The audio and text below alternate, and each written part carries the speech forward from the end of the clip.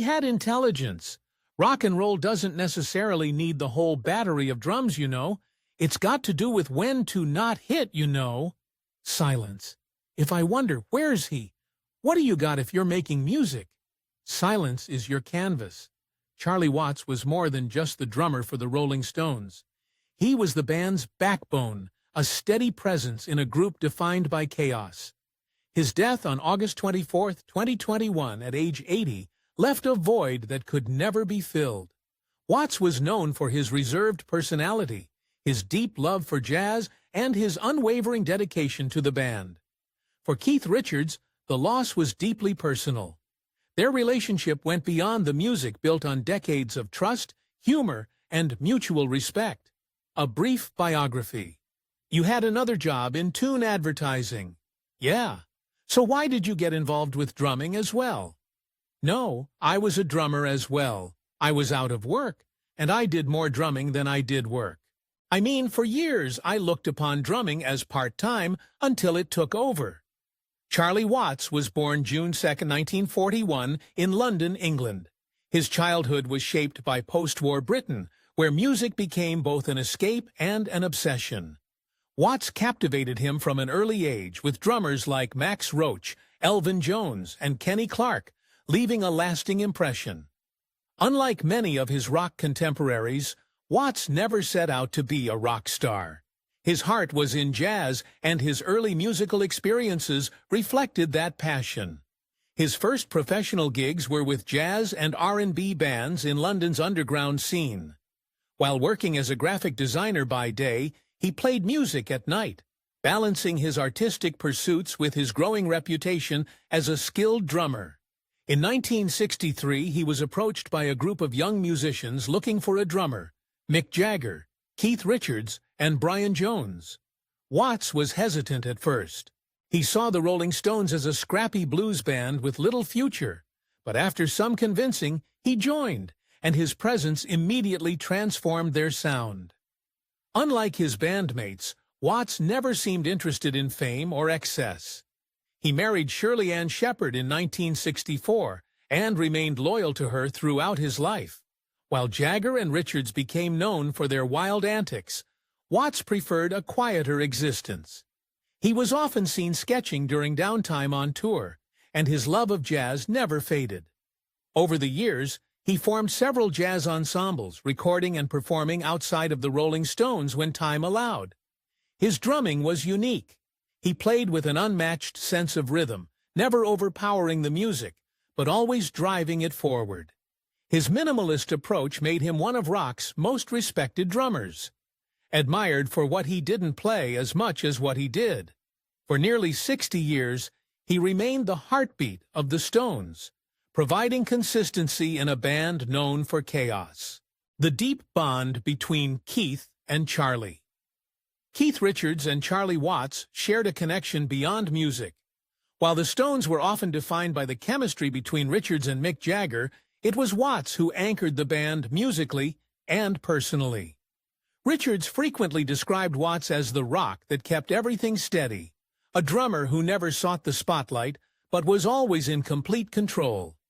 Their relationship was built on mutual respect, trust, and an unspoken understanding that defined their decades together. Musically, Watts was the perfect drummer for Richards's loose, riff-driven guitar style.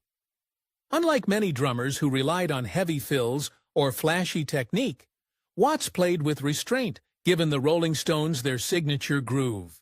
Richards often said that Watts's ability to stay locked into the rhythm allowed him to play guitar the way he wanted. Without that foundation, the band's sound wouldn't have worked.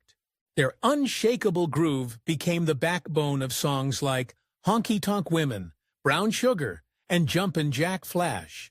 Offstage, their friendship was built on humor and an understanding of each other's quirks. Watts, known for his quiet and reserved demeanor, had a sharp wit that could cut through any situation. Richards, wild and unpredictable, seemed to delight in Watts's deadpan humor. Despite their differences, they balanced each other. Watts was one of the few people who could call Richards out without hesitation, and Richards respected him for it. One of the most famous stories about their relationship involved an incident in the 1980s when Jagger, in a moment of arrogance, referred to Watts as "my drummer." Watts, offended by the remark, reportedly got dressed in a suit, walked to Jagger's hotel room, and punched him in the face, saying, "I'm not your drummer, you're my singer." Richards recounted this story many times, always with admiration for Watts's quiet authority. It was moments like these that showed the unique bond they shared, one built on deep trust and an unspoken agreement that the Rolling Stones worked because of Watts's steady presence. For Richards, Watts wasn't just a drummer. He was a brother, a steady force in a world that often spun out of control. Their bond was one of the few constants in the unpredictable history of the Rolling Stones. Keith's reflections on Charlie's passing. Charlie's death on August 24, 2021, was a devastating blow to the Rolling Stones, but for Keith, it was deeper. Watts had been a constant in his life for nearly 6 decades. In interviews following Watts's passing, Richards struggled to put his grief into words. He described it as a feeling of being unmoored, as if the foundation of everything he knew had been shaken. He admitted that he still spoke to Watts in his head, a sign of how deeply ingrained their connection was. Richards's first public tribute was simple but poignant. Shortly after Watts's death, he posted a photograph of a closed drum kit with a sign ringing closed hanging over it. The image said more than words could. It captured the finality of Watts's absence and the space he left behind. Richards later opened up about how difficult it was to process the loss, calling Watts the coolest guy I ever met, and saying that the band had lost its heartbeat. One of the hardest parts for Richards was moving forward without Watts by his side. The Rolling Stones had always been a band that pushed forward through any hardship, but this was different. It was the first time that they had to continue without the one member who had never wavered. Richards admitted that even with a new drummer, the band would never be the same. Despite the grief, he found ways to keep Watts's presence alive. He spoke about him often, recalling their countless years together with both sadness and admiration. He shared memories of Watts's humor, his impeccable sense of style, and his love for jazz. More than anything, Richards made it clear that Watts wasn't just a part of his past, he was still with him in spirit, in music, and in the rhythm of every song the Rolling Stones played. The impact of Charlie Watts's death on the Stones was the passing. Charlie's passing marked a turning point for the Rolling Stones. He'd been the band's rhythmic backbone since 1963, providing the steady pulse that allowed their music to thrive. Without him, the group faced an uncertain future. While they decided to continue performing, the absence of Watts was impossible to ignore. Before Keith Richards, losing Watts was not just about losing a drummer, it was losing a brother, a trusted companion, and the person who kept the band grounded through decades of highs and lows. Richards acknowledged that carrying on without Watts felt strange. He described it as stepping into uncharted territory, as Watts had always been the one constant in the ever-changing world of the Stones. The band decided to continue their tour with Steve Jordan, a longtime collaborator, who had Watts's blessing to take over in the event that he couldn't perform. Richards, despite his deep sense of loss, believed that Watts would have wanted them to keep going. But even with Jordan behind the kit, Richards admitted that no one could truly replace Watts.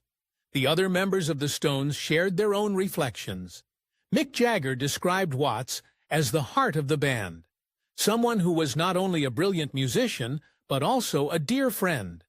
Ronnie Wood spoke about Watts's quiet strength, recalling how he never sought attention but commanded respect with his presence. Each of them felt the weight of his absence, and while they continued making music, it was clear that the dynamic had shifted. For Richards, Watts's influence could still be felt in every performance. He often spoke about how he could hear Watts in his head while playing, as if his drumming still guided him. The Stones had always been a band that pushed forward, But this time, they were doing so with the memory of Watts driving them rather than his physical presence. It was a reminder that some losses can never be fully healed, only carried forward. Now it's time to hear from you. What's your favorite Stones song? Let us know in the comments section below.